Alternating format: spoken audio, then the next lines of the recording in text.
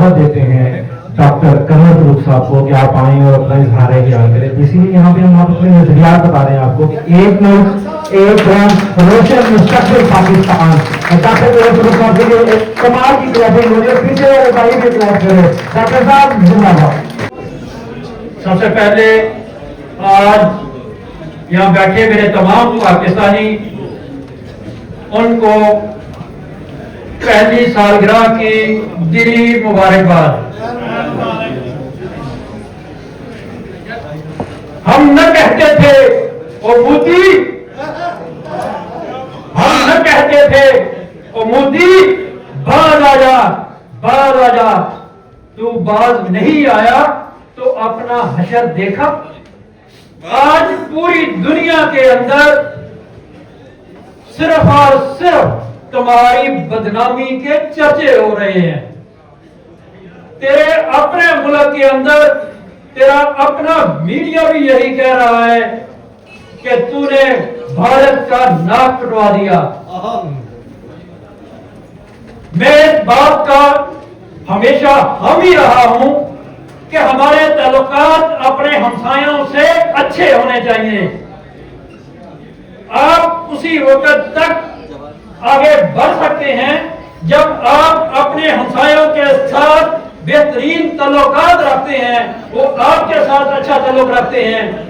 آج آپ جس ملک کے اندر بیٹھے ہیں ان کی سرحدیں کتنی محفوظ ہیں. ان کے آپس کے تعلقات بھی آپ نے دیکھے ہیں کہ آپ کو کسی ایک ملک کی سرحد کو کراس کرنے کے لیے کسی ویزا کی ضرورت نہیں پڑتی. یہ مثالی تعلقات ہم بھی چاہتے ہیں، لیکن کیا کریں، مودی تیری کمینگی ہی نہیں چھوڑ رہی. تو اتنا کمینہ ہے کہ نہ اپنے عوام کی سوچ رہا ہے نہ اپنے ہمسایوں کی. میں کبھی جنگ کا حامی نہیں رہا. ہم ہمیشہ امن کی بات کرنے والے لوگ ہیں. میرے مذہب نے امن کی بات سکھائی ہے، امن کے لیے درس دیا ہے. یہاں تک کہ جنگوں کے اندر بھی کہا گیا ہے کہ سبز درختوں کو بھی نہ کاٹو. لیکن کیا کریں کہ ہمیں اپنے اس امن کی سوچ کو برقرار رکھنے کے لیے بھی ایٹم بم بنانا پڑا. کیا کریں کہ اس امن کو بچانے کے لیے، اس امن کو بحال رکھنے کے لیے ہمیں تیری جو جیسے شوری حرکتیں ہیں ان کا جواب دینا پڑتا ہے. دو باتیں کروں گا اور پھر اجازت چاہوں گا. قمر جاوید باجوہ صاحب یہاں پر آئے تو مجھے ان سے گفتگو کرنے کا موقع ملا. کم و بیش 1 گھنٹہ انہوں نے ہمارے ساتھ گفتگو کی. اس گفتگو کا جو لب لباب تھا، جو پورا ایک پیرے میں آپ، ایک لائن میں آپ بیان کر سکتے ہیں، وہ یہ تھا کہ یورپ کے اندر آپ پاکستانی پاکستان کو چھوڑ کر آ کر یہاں پر بہتر زندگی کی تلاش میں ہیں تو اپنے پاکستان کے جھنڈے کو کبھی نہ چھوڑنا. یہ واحد جھنڈا ہے جس سے آپ کی قومیت کا پتہ چلتا ہے، جس سے آپ کو تحفظ ملتا ہے، جس کی جانب آپ واپس مڑ کر دیکھتے ہیں. اور انہوں نے کہا کہ یورپ کے اندر اگر اس پرچم کو کوئی اٹھائے پھر رہا ہے تو وہ ہمارا شیر پرویز اقبال دوسر ہے. میں انہیں اپنا شیر کہتا ہوں.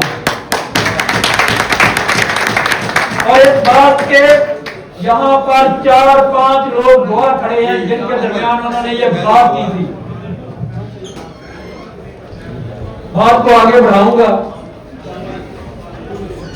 پرویز دوسر صاحب سے 2013-14 سے ایک رشتہ ہے.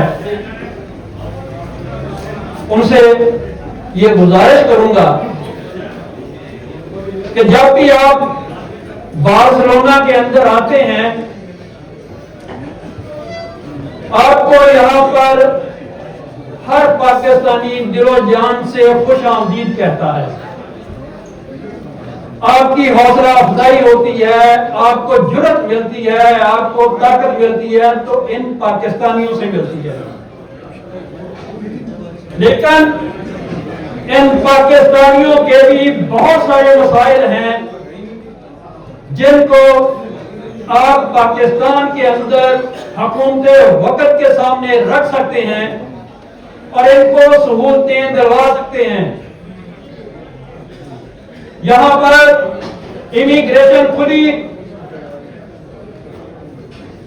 اور ایسا بازار گرم ہوا ایک اتھارٹی لیٹر کے نام پر، اس کے لیے لائنیں لگی، تحریر ہوئی، کمیونٹی کے بڑوں نے جا کر یہ بھی کہا کہ اس اتھارٹی لیٹر کو وقتی طور پر معطل کر دیا جائے، لوگوں کو پاسپورٹ بنوانے اور اپنا کریکٹر سرٹیفکیٹ بنانے کی اجازت دے دیں۔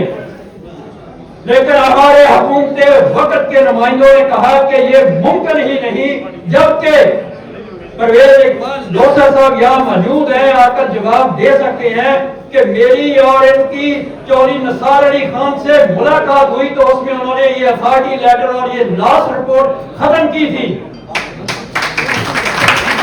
تو پھر کس بنیاد پر، کس آئین کے تحت یہ لاسٹ رپورٹ ہمارے سروں پر لٹکتی ہوئی تلوار کیوں ہے؟ یہ اتھارٹی لیٹر کے نام پر ڈرامہ کیوں کیا گیا؟ آج میرے اس ادارے پر جس کے باہر سبز حلالی پرچم لگا ہوا ہے، میری عزت ہے، اس پر سوال اٹھ رہے ہیں اور سوشل میڈیا پر یہ نعرہ عام آپ کو ملتا ہے کہ کونسلیٹ کو کرپشن سے پاک کیا جائے۔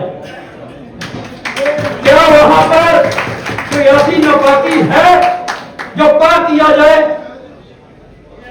میں پرویز اقبال لوثر صاحب سے گزارش کروں گا کہ ان معاملات کو بھی دیکھیں اور یہ پاکستانی جو آپ کی عزت کو بڑھاتے ہیں، جو آپ کا سہارا ہیں، جو جن کے لیے آپ یہاں آتے ہیں، وہ آپ کو دل و جان سے خوش آمدید کہتے ہیں، تو ان کے مسائل کو بھی حل کرنے کی کوشش کریں۔ یہ اتھارٹی لیٹر اور یہ کریکٹر سرٹیفکیٹ کے لیے لاسٹ رپورٹ پاسپورٹ بنوانے کے لیے جو ختم ہو چکی ہے، چودھری نثار علی خان زندہ ہیں، کیا ان کی کہی ہوئی وہ بات قانون کا حصہ نہیں ہے جو ہم پر یہ تلوار لٹکائی ہوئی ہے؟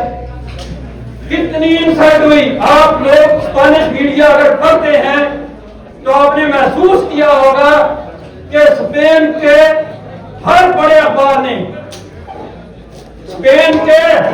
اخبار نے یہ خبر دی کہ پاکستانیوں کے سب سے زیادہ پاسپورٹ گم ہوئے ہیں اور یہ پاسپورٹ گم کر کے 2 نمبری کرتے ہیں۔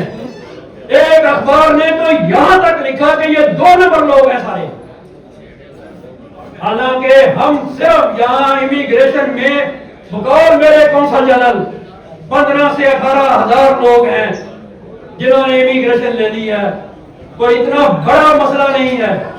لیکن یہاں کے اخبارات نے ہمیں 2 نمبری کے سرٹیفکیٹ دیے۔